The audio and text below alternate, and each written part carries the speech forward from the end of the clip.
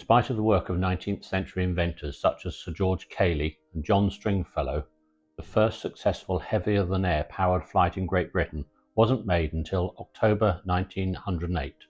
British Army Aeroplane No. 1 was designed, built and flown by Samuel Franklin Cody, an American under contract to the British government. The 27-second flight at Laffan's Plain near Farnborough didn't end as Cody had intended. He was unhurt. Another pioneer, Elliott Vernon Roe, was successfully flying his triplane by June 1909. The following month, the Frenchman Louis Blériot successfully flew the Channel, an act which caused many a newspaper-reading Englishman to choke on his breakfast kedgeree. However, in spite of Blériot's success, the Chief of the Imperial General Staff, General Sir William Nicholson, was quite unmoved, stating that aeroplanes were a fad promoted by cranks. The press and public appeared not to agree with Sir General Hardboiled, and flying meetings became very popular during 1910. Inevitably there were accidents.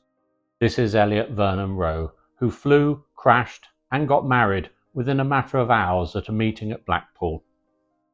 Slowly British establishment attitudes changed, possibly galvanised by the fact that the French military had over 200 flying machines when the British had barely a tenth that number. In 1911, the first British military aerodrome opened at Larkhill on the east side of Salisbury Plain. Several officers from the British Army and Navy were selected for pilot training, initially at civilian schools. This photograph shows several of the pioneers. Notable, seated far left, is Captain Geoffrey de Havilland. Seated second from the right is Charles Rumney Sampson. Sampson, although newly qualified as a pilot, was sent to become the first commanding officer of the Royal Naval Air Station at Eastchurch on the Isle of Sheppey. He dismissed many of the aircraft on the station, notably the Valkyrie canard monoplane, as being totally unsuitable for training and operations. Such an opinion was fairly widespread throughout the services, and in November 1911 the War Office published details of a military aeroplane competition to be held the following year. The rules were again updated in May 1912, and the competition attracted many entries, both from home and abroad.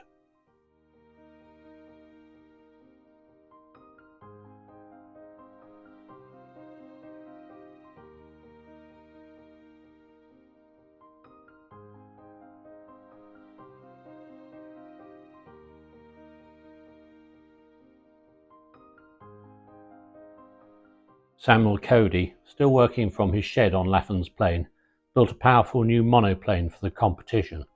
Unfortunately, it was wrecked in July 1912 when, following an engine failure, Cody collided with a cow. Cody even had to pay £20 compensation to the farmer. There was no time to build a new monoplane.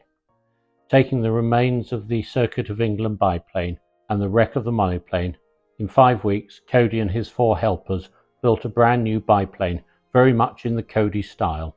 Competition rules stated that all entrants had to arrive by land, but Cody didn't bother. He just flew the 40-something miles from Farnborough to Larkhill instead. Cody's was the largest aircraft in the competition. The Piggott biplane was the smallest, and the silliest by far was the aerial wheel syndicate monoplane, designed by Harry Popplewell. In spite of being a military competition, press and public were very much encouraged to attend, with only the hangars being out of bounds. This means the competition was well photographed, including this photograph of Stonehenge, taken in the early morning from a Bristol biplane. Several specific tasks had to be completed. Here we see a Deperdussin monoplane taking off fully laden across a ploughed field. Another task was to assemble the aircraft from a knockdown kit. It took less than 15 minutes to assemble the Avro Model G, as seen here. The Avro Model G was arguably the most modern aeroplane in the competition, being a biplane with a fully enclosed cabin, powered by a 60 horsepower green engine of some 9 litres capacity. The Avro was flown in the competition by Lieutenant Wilfred Parke, whom, along with Commander Sampson, was one of the first 4 naval officers chosen for pilot training. On the 25th of August 1912, Parke, accompanied by Lieutenant Le Breton, was returning southbound to Larkhill after a 3-hour endurance flight. Arriving overhead the aerodrome, some 700 feet above the ground, Parke started a spiral descent to the left. Judging his attitude to be excessively nose down, Parke pulled back on the stick, and instantly the Avro started spinning. Parke tried full throttle, hoping that the extra thrust would make the nose rise, but to no avail. At least Parke was strapped into his seat with a leather belt, unlike Lieutenant Le Breton, who was thrown violently against the forward bulkhead. Parke kept the stick back and left rudder applied. This was the advice at the time for avoiding incipient side slips and spins. No one knew if it was good advice or not, because no one had survived to tell the tale. Onlookers later said that the Avro was pointing vertically downwards as it spun ever closer to the ground. Many looked away, not wishing to see the inevitable outcome. Parke, fast running out of altitude and ideas, had a flash of inspiration. He needed to stop the turning motion, and so he pressed the rudder bar to the right and at the same time relieved the back pressure on the stick. The result was a near instantaneous recovery from the spin.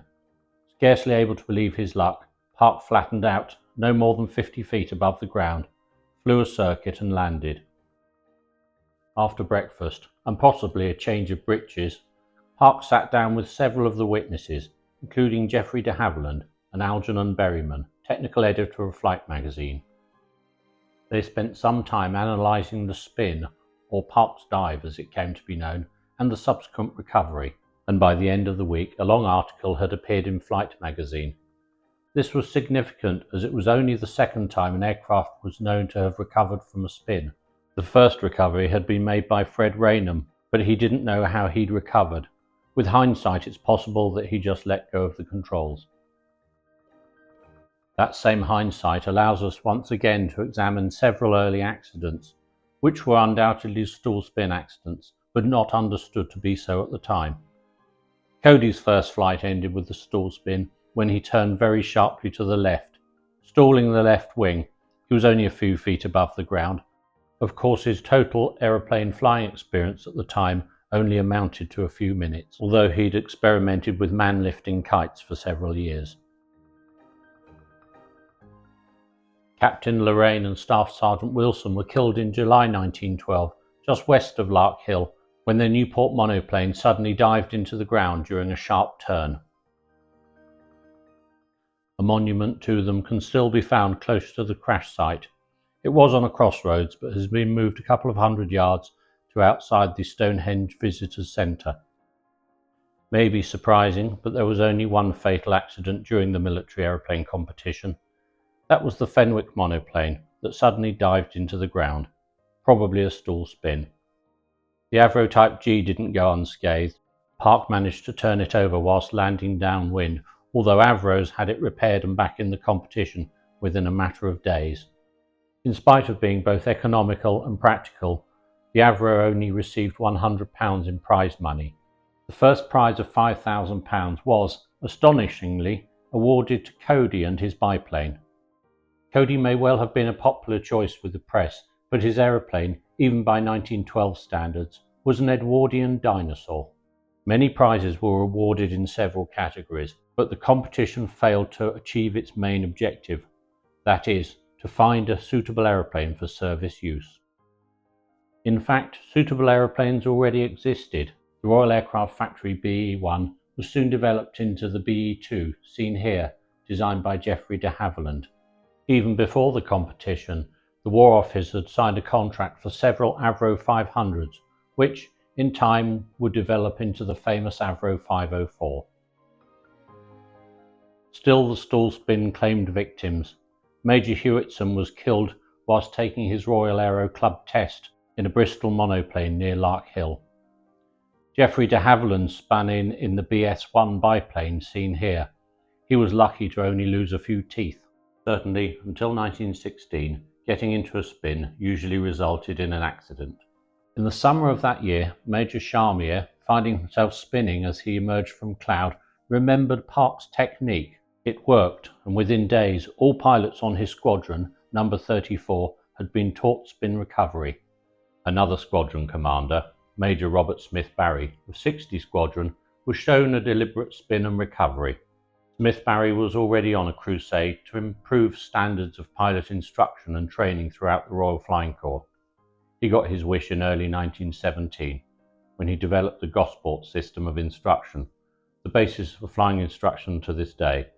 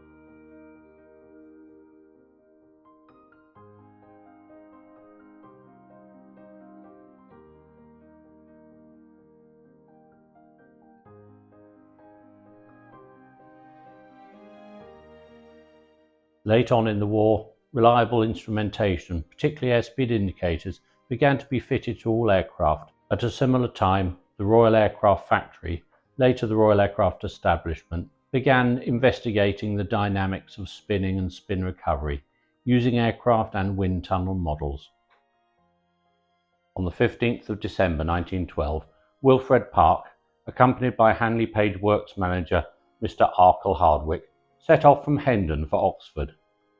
Their aircraft, a Hanley Page Model F, powered by 70 horsepower Gnome rotary engine, developed engine trouble shortly after takeoff. Parke tried returning to Hendon, but near Wembley the aircraft was seen to dive into the ground. Both on board were killed. It was indeed a cruel twist of fate. Parke was buried in the churchyard at Uplyme in Devon, where his father was rector. Many parishioners and his friends paid for a stained glass window to be erected in his memory.